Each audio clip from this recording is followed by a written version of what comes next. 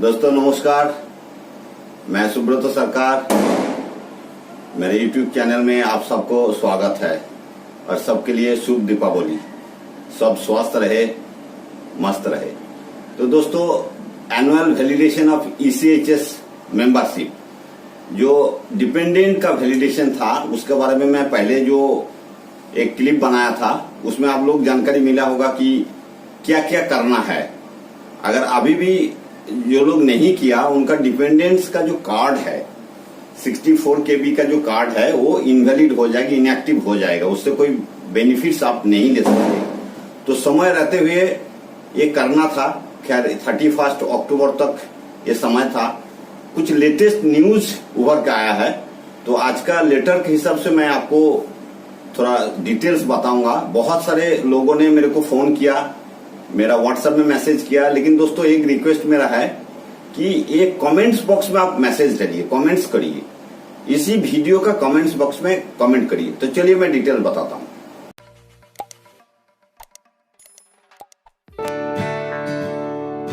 तो देखिए, जो annual validation of ECHS membership, हर एक ECHS का बाहर या आपका हर एक ECHS का अंदर भी खिड़की में इस टाइप का एक आपको लेटर दिखाई देगा। जो स्ट्रक्चर है ये दिखाई देगा, और इसको फोटो खींच के बहुत सारे लोग लेके भी जा रहे हैं। तो इसमें क्लियर लिखा हुआ था एनुअल वैलिडेशन ECHS मेंबरशिप, और ये किसके लिए है? ओनली फॉर डिपेंडेंट्स, स्पाउस और सेल्फ के लिए नहीं है। जो इसमें पूरा अभी नोट्स में लेफ्ट साइड में जो नोट्स है उसमें देख लीजिए, वो पूरा पढ़ लीजिए इसको। ये आपको स्क्रीनशॉट लेके बड़ा करके पढ़ सकते हैं। और एक्शन फॉर डिपेंडेंस, अच्छा इसका पहले देखिए कमेंसमेंट ऑफ वैलिडेशन, ये 1 अगस्त 2022 से शुरू हुआ था। ये कमेंसमेंट डेट है, तो मतलब 1 साल का टाइम है। तो 1 अगस्त से पहले मतलब 31 जुलाई तक आपका अगर नहीं कार्रवाई हुआ तो कार्ड सब इनवैलिड हो जाएगा। हालांकि ये 1 नवंबर इनवैलिड होने का डेट दिया था। तो डेट ऑफ अपलोड, जो ये लास्ट डेट जो दिया था अपलोड करने का पूरा डॉक्यूमेंटेशन, तो 31 अक्टूबर 2022 तक। कमेंसमेंट डेट ऑफ ब्लॉकिंग 1 नवंबर से ब्लॉक होना शुरू हो जाना था कार्ड का। और जो डिपेंडेंस है, स्पाउस और सेल्फ को छोड़ के, बार बार मैं एक ही चीज बता रहा हूं कि जो मेन बेनिफिशियरी है, जो एक सर्विसमैन है, उसको और उसको वाइफ को छोड़ के जितना सारे डिपेंडेंट्स उसका है, चाहे फादर, मदर और चाइल्ड जो अबव 18 ईयर्स एज है, उनके लिए एप्लीकेबल है। 2020 के बाद जो 18 ईयर्स हो चुका है सबके लिए ये एप्लीकेबल है। अब उसमें करना क्या है, देखिए ECHSsourceinfosys.com, जो ECHS.sourceinfosys.com, उसको लॉगिन करना है। और उसको लॉगिन करने के बाद सेल्फ डिपेंडेंट में सिलेक्ट डिपेंडेंट में जाना है, और डिपेंडेंट के कॉलम में जाकर अगर पैन कार्ड है तो उसको पैन कार्ड अवेलेबल सिलेक्ट करना है, और नहीं है तो दूसरा तरफ। तो मैं बोलता हूं कि सभी पैन कार्ड बना लो, नहीं भी है अभी भी टाइम दे दिया। अभी जो न्यू अपडेट आया उसमें टाइम को एक्सटेंड किया गया है, तो उसके बारे में मैं डिटेल बताऊंगा। तो ये सारे चीज पहले भी आप लोग जान चुके हैं। तो अभी मैं नेक्स्ट में जाता हूं। देखिए, अभी जो 26 अक्टूबर का जो साइन किया हुआ लेटर आया है, ये लेटर को मैं डेट और कहां डिस्ट्रीब्यूट के सारे चीज नहीं बता रहा हूं। इसके हेडिंग जो है, annual validation of ECHS membership of dependents by submission of life certificate and eligibility documents by primary beneficiaries. ये लेटर नंबर का रेफरेंस 2 दिया हुआ है। पैरा नंबर 1 में जो पहले का जो 2 लेटर का रेफरेंस दिया हुआ है। आप जो इसका मेन लेटर का न्यूज निकाल के आ रहा है, ये मैं बता रहा हूं। देखिए, पैरा नंबर 2 में जो दिया हुआ है, A detailed procedure on annual validation of ECHS membership of dependents, excluding spouse above 18 years of age, was promulgated by letter under reference based on the inputs received from the environment। मतलब आप लोगों से जो feedback मिल रहा है, या जो phone कर रहे हैं, या बहुत सारे लेटर डिस्ट्रीब्यूट हो रहा है, तो उसके तरफ से जो उन लोगों को समाचार मिला है, few additional features including change in timeline have been incorporated to the software। मतलब आप लोगों को थोड़ा एडिशनल फीचर्स इस सॉफ्टवेयर को दिया गया, अभी तक नहीं था। अगर किसी ने गलत डाल दिया या किसी ने एक चीज के जगह पे दूसरा चीज डाल दिया, तो उसमें कोई ऑप्शन नहीं था दोबारा उसको रेक्टिफाई करने का। अब उसमें कुछ एडिशनल ऐड किया गया, सॉफ्टवेयर को कुछ अलग से एडिशनल कुछ आपको मिलेगा मौका। सो as to provide adequate time to beneficiaries to obtain and upload the requisite documents। तो आपको एक्स्ट्रा टाइम दिया गया है, आपको टाइम मिला है अपलोड करने के लिए, जो आपका मतलब जो जरूरत का डॉक्यूमेंट्स है उसको अपलोड करने के लिए। The details are given in the succeeding paragraphs. जो नीचे जो पैराग्राफ और आगे है, मैं लेटर आपको स्क्रीन में दिखा रहा हूं, इसको आप स्क्रीनशॉट लेके बड़ा करके भी कर सकते हो और पीडीएफ फाइल भी मैं डिस्क्रिप्शन बॉक्स में डाल दूंगा। तो ऑलरेडी रिजेक्टेड केस, जो लोगों को रिजेक्ट कर दिया है ऑलरेडी, उसके लिए क्या बोल रहा है? All beneficiaries whose eligibility has been rejected by the respective OIC parent polyclinic। जो हम लोग जिस पॉलीक्लिनिक ECHS का अंडर में आते हैं, वहां हम लोग सबमिट करने के बाद अगर उनको डॉक्यूमेंट्स ठीक ठाक नहीं लगा तो उन्होंने रिजेक्ट कर दिया या तो अप्रूव किया, तो ये ऑप्शन था। तो based on the form 26AS ITR and other uploaded documents, जो हमने अपलोड किया था, या 26AS मैंने खास करके सबको बताया था, 26AS को ही आप लोग अपलोड कीजिए, या ITR रिटर्न भी कर सकते थे। Will get one more online opportunity to apply for review the respective interactive window to for rejected cases to upload fresh form 26AS ITR और other authorized documents।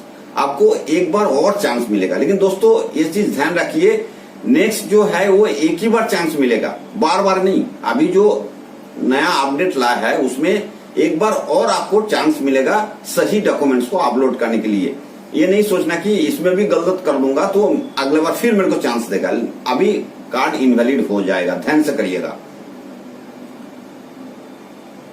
Once uploaded will be directly visible to the concern director general centre for review. अब क्या होगा, अब जो आप upload करोगे वो सीधा चला जाएगा आपको director general regional centre RC में चला जाएगा रिव्यू के लिए। In case the uploaded documents meet the eligibility criteria. अगर आपका जो डॉक्यूमेंट्स आप अपलोड कर रहे हो ये अगर सही है, the director general centre will approve, आपको अप्रूव कर देगा, और रिजेक्ट भी कर सकता है अगर उसको सेटिस्फाइड नहीं होगा तो रिजेक्ट द एप्लीकेशन।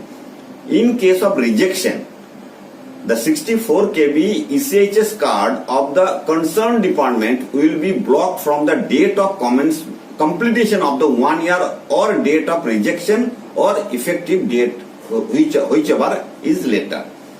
अगर ये दोबारा जो आप सबमिट करोगे इसमें अगर वो रीजनल सेंटर सेटिस्फाइड नहीं होगा, अगर डॉक्यूमेंट्स ठीक ठाक नहीं होगा, तो आपको कार्ड ब्लॉक कर दिया जाएगा। आपको कमेंसमेंट डेट से जो कंप्लीशन 1 ईयर हो जाएगा तो आपको कार्ड ऑटोमेटिकली रिजेक्ट हो जाएगा, काम नहीं करेगा। दोस्तों इस चीज को ध्यान रखना। अब पैरा नंबर 4 में क्या बता रहा है? Case pending approved by OIC parent polyclinic. अभी तक देखिए OIC पॉलीक्लिनिक का या तो अप्रूव किया या रिजेक्ट किया, दो ही ऑप्शन था। अब एक ऑप्शन और उनके पास खोल के उनके विंडो में भी दिखेगा। ये क्या है?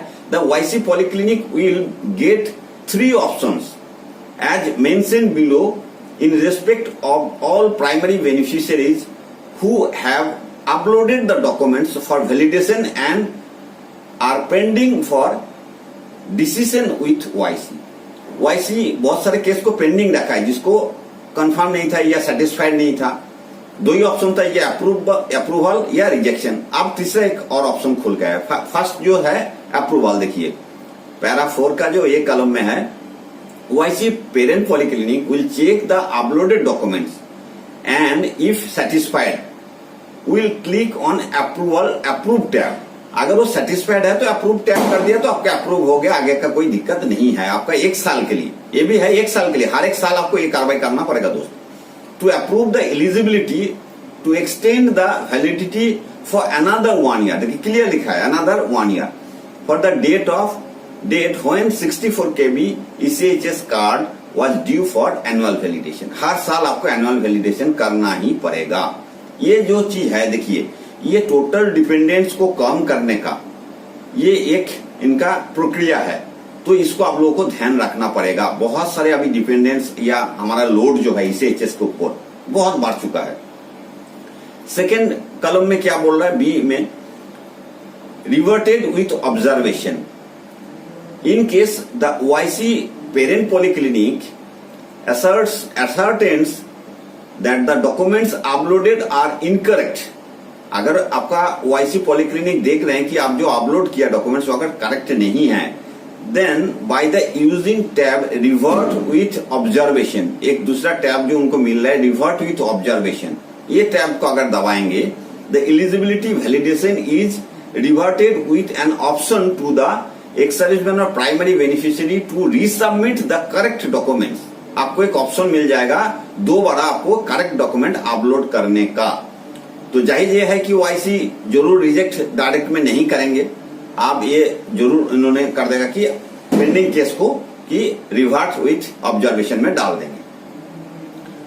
फिर आप लोगों को क्या करना पड़ेगा, if the required documents are submitted before the date by which the card is to be blocked, अगर आपका कार्ड पहले से ब्लॉक नहीं हुआ या जो ब्लॉक होने वाला है अगर ब्लॉक हो भी जाता है बाई इस पीरियड का अंदर, तब भी the card will be remain functional और active till the documents are reviewed by the director general centre. अगर आप दोबारा अपलोड करने का जो मौका मिलेगा उसमें अगर आप अपलोड कर दिया ठीक ठाक तो आपको कार्ड फिर जिंदा हो जाएगा, इसका मतलब वैलिड हो जाएगा, एक्टिव हो जाएगा। In case the required documents are not submitted before the date by which the card is to be blocked, the card will be get blocked as per the date by which the card is scheduled to be blocked। जो card का schedule date था block होने का वो automatically block हो जाएगा अगर आप लोग कोई कार्रवाई नहीं करोगे तो। once the documents are submitted and if approved, the card will be become active and if rejected will be blocked। तो नेक्स्ट टाइम में जो कार्रवाई करोगे वो ध्यान से करना है। अगर रीजनल सेंटर का पास चला जाएगा डॉक्यूमेंट्स, अगर आपको सेटिस्फाइड लगा तो आपको कार्ड ब्लॉक हो गया तो भी खुल जाएगा, नहीं तो ब्लॉक नहीं होगा। और गलत डॉक्यूमेंट्स भेजा अगर उनको सेटिस्फैक्शन नहीं मिला तो परमानेंटली वो आपको रिजेक्ट हो जाएगा। तीसरे कॉलम में किया दिया rejected and forwarded to director regional centre once the OIC parent polyclinic is satisfied the uploaded documents are incorrect and ascertains that the dependent beneficiary does not meet the eligibility criteria, then OIC Polyclinic to use the tab rejected and forwarded for review to Director General Center and forwarded the same for review rejection for Director Regional Center। Reject उनको अगर अच्छा ना लगे, मतलब आपका satisfied ना हो, अगर उनको लगे कि ये डॉक्यूमेंट्स इनकरेक्ट है तो भी उनको रिजेक्ट करने के लिए खुद ना करके आपको आगे फॉरवर्ड कर देगा। Therefore the application will be visible to respective director regional center for fast review। तो आपको उस मामले में भी फास्ट रिव्यू के लिए रीजनल सेंटर में आपको ये चीज उसका विंडो में शो हो जाएगा जब ये इन्होंने फॉरवर्ड कर देगा। तो अगर इनको सेटिस्फेक्शन नहीं मिला तो फॉरवर्ड कर देगा। Based on the uploaded documents, the Director Regional Center will either approve or reject the validation of documents। If it is rejected by the Director Regional Center, the card will get blocked। तो आपको card block हो जाएगा। अब fifth para में क्या लिखा है, blocking of ECHS cards. ECHS card will be blocked on the date by which the annual validation was due. आपका जो एनुअल वैलिडेशन ड्यू है उस डेट तक आपका कार्ड चलेगा, उसके बाद ब्लॉक हो जाएगा। ये जो एनुअल वैलिडेशन का बात कर रहे हैं, मेरे को लग रहा है ये शुरू जब हुआ था ये 1 अगस्त 2022, तो आई थिंक आपका कार्ड तब तक चलेगा मतलब 31 जुलाई तक। उसके बाद अगर आपका डॉक्यूमेंट सही सलामत नहीं भेजा तो उस टाइम से भी ब्लॉक हो जाएगा, या तो ये जो आगे का डेट एक्सटेंड के 1 जनवरी से तो उसमें भी ब्लॉक हो सकता है, इसमें दुविधा है। Once it is rejected by OIC Polyclinic, parent polyclinic, however the ECHS card will be unblocked in case the Director Regional Center approve the application in the first review as given para 4C above। जो पहले मैं पढ़ा उसको उसी हिसाब से आपको या तो रिजेक्ट या तो आपके अप्रूव कर देगा डायरेक्टर रीजनल सेंटर जो आरसी से। अब देखिए पैरा 6 में क्या बोल रहा है, beneficiary new PAN card as per the feedback received from the environment. पहले भी मैं बोला जो फीडबैक उनको मिल रहा है few ex-servicemen primary beneficiaries are unable to obtain the income certificate from the state revenue department। मैं पहले भी बहुत सारे को बताया, फोन में भी बात किया। तो रेवेन्यू डिपार्टमेंट से जो इनकम सर्टिफिकेट लेना है वो थोड़ा सा लेंदी प्रोसीजर है, थोड़ा प्रॉब्लम्स भी है। तो सबसे इजी क्या है, पैन कार्ड में फॉर्म 26A या आपको इनकम टैक्स रिटर्न सबसे इजी प्रोसीजर है। तो and have now process the application for the preparation of their pan cards. अगर कोई नया नया पैन कार्ड बनाने के लिए दिया है, हाउएवर इन सच केसेस, उस मामले में as the PAN card is new, नया नया पैन कार्ड मिला है, the form 26A generated will be from the date when the PAN card is prepared। मतलब जब उनका पैन कार्ड बना है तब से उसका फॉर्म 26A बनेगा। तो नेचुरली 2 साल का असेसमेंट ईयर का आपको मिलेगा नहीं, तो वहां जो कलम है वो 2 साल का भरने का है। तो उस मामले में आप क्या करोगे? Hence the following 2 documents will be uploaded in the following sequence। तो 2 साल का जो कलम वहां दिया हुआ था असेसमेंट ईयर का, तो वहां क्या क्या डॉक्यूमेंट्स भरना। फर्स्ट कलम में आपको क्या अपलोड करना है? Self attested copy of pan card. Pan card का एक जेरोक्स कर लीजिए, उसमें सेल्फ अटेस्टेड करना है, उसमें एक लाइन और लिख देना है कि प्रिपरेशन ऑफ पैन कार्ड का डेट उसमें मेंशन कर देना है, फिर खुद अटेस्टेड करना है। ठीक है, इसमें जिसका पैन कार्ड है वो ही साइन करेगा, सेल्फ अटेस्टेड, वो 1 नंबर कलम में आपको अपलोड करना है। दूसरा में क्या करना है? B, self attested form 26A generated from the new PAN card from the current financial year. तो आपको 1 साल का तो आपको फॉर्म 26A मिल जाएगा, तो वो भी निकाल के उसको आप पहले साइन कीजिए। सेल्फ जिसका पैन कार्ड है उन्होंने ही साइन करना है और उसको स्कैन करके उसको आपको अपलोड करना है। तो दोनों कॉलम फिल हो गया, तो ये क्राइटेरिया आपको ठीक ठाक माना जाएगा। अब पैरा नंबर 7 में क्या बता रहा है? The above will also be applicable to all dependents who have attained age of 18 years and above on or after 1 जनवरी 2020। 2020 के बाद से जिसका 18 साल हो चुका है, अभी भी जिसका 18 साल हो रहा है, मैं बार बार बोल रहा हूं, उनके लिए एप्लीकेबल है। आप पैन कार्ड बना लीजिए, ऑनलाइन पैन कार्ड अप्लाई करोगे तो 1 हफ्ते के अंदर पैन कार्ड बन जाएगा और ये कार्रवाई करके आप उसको कार्ड को वैलिड रख सकते हो। और ये करना जरूर दोस्त, ऐसा नहीं कि आप इसको अवॉइड कर दो। और जिनको जानकारी नहीं है, मैं बार बार आप लोगों को बोल रहा हूं, उनको इस चीज को स्प्रेड करिए। मेरा ही वीडियो को आप सबको भेजिए ताकि सभी इस चीज को जानकारी मिले। The YC parent polyclinic 8 number para, the YC parent polyclinic और director regional centre will approve और reject the ECHS membership based on eligibility as per above mention documents. तो इसमें आप क्लियर हो जाइए कि आपको डिपेंडेंट्स कम करने के लिए आपका कार्ड इनवैलिड हो जाएगा। इसमें कोई दुविधा रखना नहीं कि आपका ये चलता रहेगा। नहीं, ये कार्रवाई नहीं करोगे तो इतने सारे अभी कॉरेस्पॉन्डेंस चल रहा है, लेटर आ रहा है, टाइम टू टाइम आपको मैसेज दिया जा रहा है, तो इसमें कोई दुविधा नहीं रखना। 9 नंबर पैरा में क्या बोला? Date of implementation. अब जो डेट बढ़ाया गया, ये कब से कब तक आपको और मौका मिलेगा, इसके बारे में दिया है। द न्यू अपग्रेड सॉफ्टवेयर, अभी जो सॉफ्टवेयर में अपग्रेडेशन लाया है, क्योंकि मैंने पहले बहुत सारे क्वेरी आ रहा था, तो उनसे उनके अगेंस्ट में मैंने बात किया था। जो लोग सॉफ्टवेयर बनाता है, तो उन लोग खुद बोला कि सर हम लोगों को जैसा ही उन लोग बोलेंगे तो हम लोग इसको अपग्रेडेशन कर देंगे, उसमें और विंडो खोल देंगे कि वो दोबारा इसको रीसबमिट कर पाए। तो the new upgrade software will be made live by 31 अक्टूबर 2022। काल खोलोगे तो उसको लाइव नहीं मिलेगा, वो 31 अक्टूबर लास्ट डेट जिस दिन था उस दिन ही इसको आपको वो विंडो दिखाई देगा। अभी उसको लाइव नहीं हुआ है। To facilitate all pending cases to upload and apply for annual validation।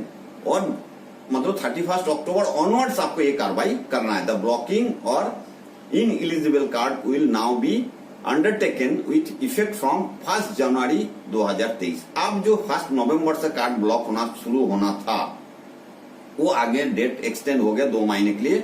1 जनवरी 2023 से कार्रवाई हो सकता है। तो इस चीज को थोड़ा गौर करिए। It is requested that the contents of this letter to be disseminated in the environment or information of all ECHS beneficiaries. All regional center will ensure that all polyclinic under their jurisdiction are informed on top priority। ये बोल रहा है कि हर एक ECHS का फर्ज ये है कि ये सबको जानकारी प्रदान करे। तो हम लोग भी कोशिश करेंगे एक दूसरे की इस जानकारी को जरूर देना। और आप लोग हो सके तो मेरा ही वीडियो को आप लोग बहुत सारे लोगों को स्प्रेड करिए। जितने सारे आपका व्हाट्सएप में आपका फ्रेंड लिस्ट में है सबको इसको शेयर करिए ताकि सबको जानकारी मिले, ये कार्ड इनवैलिड होने से बचे। तो दोस्तों बार बार एक चीज बोल रहा हूं, मेरा फोन नंबर स्क्रीन में जरूर दिखेगा, व्हाट्सएप नंबर है वो, पर आप लोग इसी वीडियो का कमेंट्स में कमेंट्स लिखिए और कमेंट्स का मैं जवाब दूंगा और उसी कमेंट्स के ऊपर मैं नेक्स्ट वीडियो बनाऊंगा, नेक्स्ट आपको ब्लॉग बना के दूंगा। लेकिन बार बार एक चीज बोलता हूं, आप लोग कोई ध्यान नहीं देते हैं। जब आप यूट्यूब देखते हैं उस यूट्यूब के नीचे देखिए लाइक होगा, शेयर होगा और कमेंट्स का भी एक कलम होता है। तो कमेंट्स में जाके जो आपका प्रॉब्लम्स है, चाहे हिंदी में लिखिए, चाहे आप बंगालीज में लिखिए, चाहे आप इंग्लिश में लिखिए या तो आप रोमन इंग्लिश में लिखिए, कोई दिक्कत नहीं। तो चलिए, मेरे को लगता है कि आप लोगों को थोड़ा जानकारी मिल गया होगा और ये लेटेस्ट लेटर के हिसाब से, और लेटर का कॉपी भी आपको डिस्क्रिप्शन बॉक्स में मिल जाएगा। आज के लिए इतना ही। जय हिंद, वंदे मातरम।